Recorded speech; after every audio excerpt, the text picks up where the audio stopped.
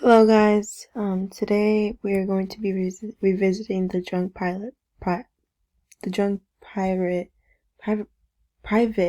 problem from exercise chapter 3, and this time we're going to make the pirate make a turn. And so this is going to be a little simple, but this for me took a bit longer, and so I use this for loop for this one, and I'm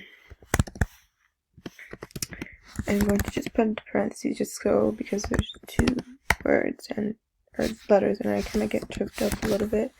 And so because I named, first of all, let me go back and first I imported turtle, and then obviously I imported data that they had over here provided, and I imported the color and named it pirate.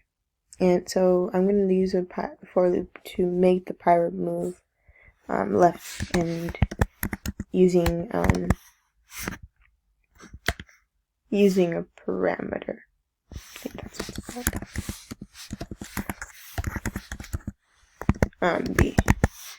So this kind of, I tested it out a bunch of times, and this is kind of what worked for me. Okay, move this up. Okay, that spelled something. Okay, let's try that again.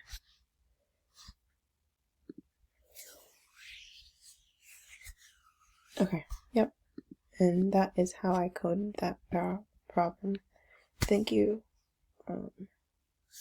Sorry, this is kind of late. Thank you.